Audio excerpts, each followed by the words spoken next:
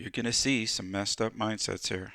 Me? Yeah. You, Put the shovel you down. know What? what? Go ahead. You know what? This is Oh, bullshit. you call me We a have scummy been- mother. I'll knock your head off your shoe. Mother. You go f yourself, you queer. Call me a scummy mother. Step out here. I'll knock your ass out.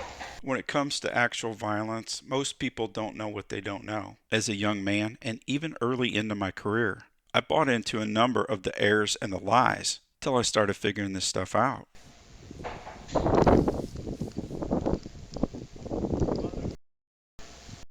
You. You. I'll make your life a living hell living here. What? You heard me. You would probably. You scumbag! No, You he's don't bother with nobody. He's got a gun behind him. You're a you. See. Go ahead.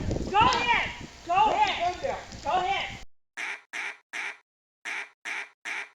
Hey guys, retired Lieutenant Todd Heaton here with Humilitas First. This video was recorded on February 1st, 2021 in Pennsylvania. The whole thing spun up because of a snow removal dispute. The married couple that we're seeing here, well, they were pushing their snow across the street, dumping it on the shooter's property. The shooter, he asked him to stop doing that, and an argument ensued. So let's break this down. Me? Yeah. You, Put the shovel you down. know What? Go ahead. Nobody wants to have to think about using self-defense with your neighbor. But that is a thing, and it always has been. There's even a series out called Fear Thy Neighbor. It's based upon true stories. It's currently in its 11th season. You know what? This is Oh, bullshit. you call me We a have scummy been- mother. I'll knock your head off your shoe. So both of these guys are posturing up, which means they're feeding their egos by talking smack. Posturing up is dumb for so many reasons. Humilitas First teaches clients about the 5 battlefields and the winningest strategies for all 5 of those battlefields. In this video, I'm just going to deal with the physical and the legal battlefields. For the physical battlefield, do you want to win or do you want to posture up and feed your ego? If you posture up, it's going to put your adversary in the mindset that he needs to bring his A game because you're here to compete. People who don't understand, they think that violence is about competing. It's not. That's a loser's mindset. You want a winning mindset. Arguably, the best example that I've ever heard of is King David fighting Goliath.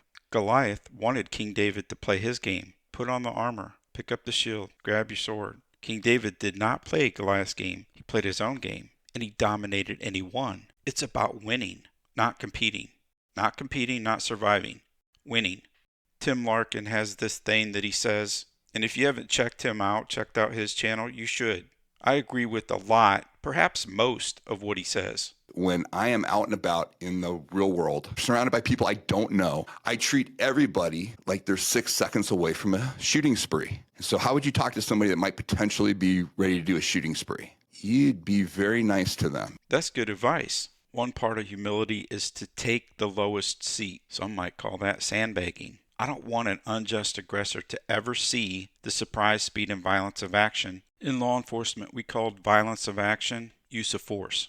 I don't want him to see it coming. If I can't avoid the violence, then I want to stack the odds in my favor. And I want to be able to leverage surprise before speed and violence of action. When you start posturing up, you're sacrificing surprise. You're not going to be able to leverage it. I don't want my adversary to think he needs to bring his A game.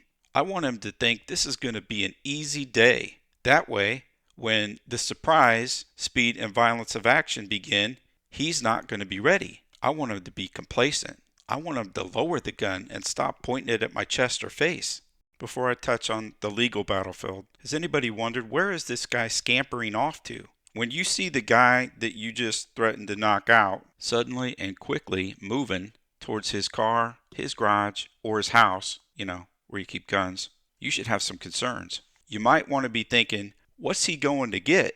And my concern would be, he's going to get a weapon.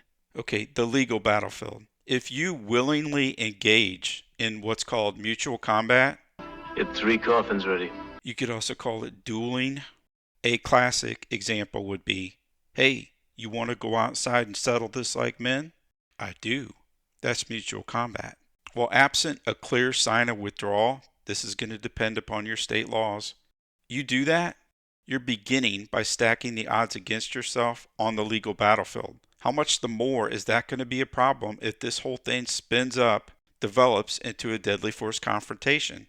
The answer is all the more. It's going to all the more be a problem on the legal battlefield. Plus, it's all on video.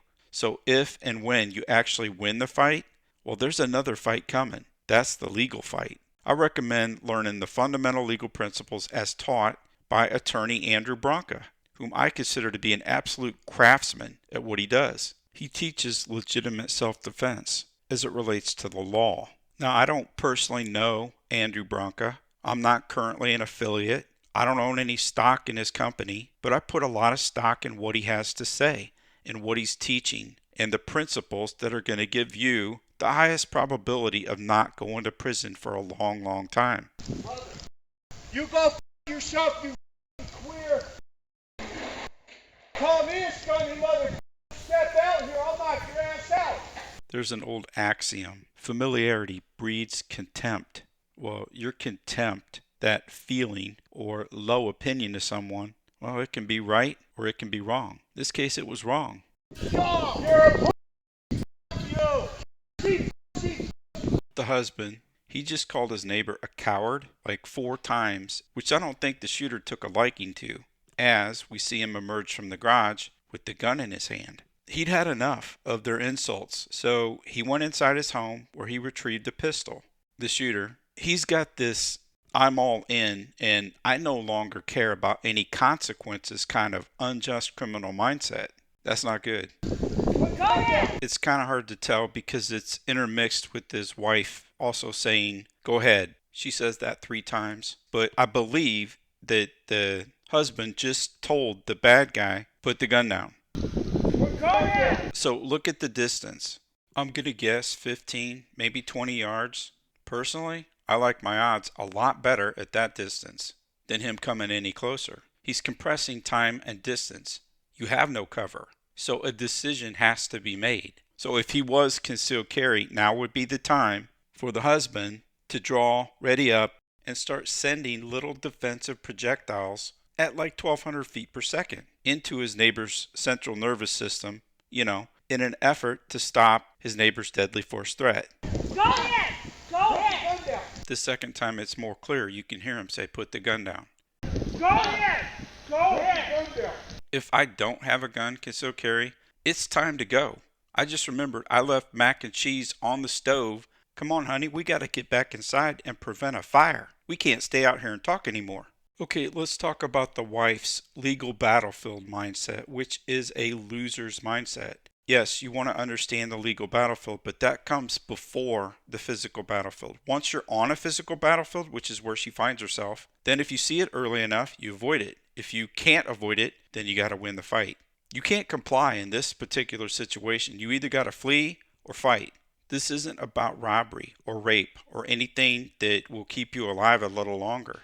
This is going to end badly. He has so grossly stacked the odds against this couple that it's ridiculous. He has a gun. It's ready up. He's closing with them. They don't have a gun. This is a shooting problem, which requires a shooting solution. The time for talk? Well, that time is over. Do you have that tool that you need to solve this deadly threat problem? Because safely retreating? Well, that's not really an option. Have you done the work to be capable of actually solving the problem at this distance under the speed of life? Well, have you?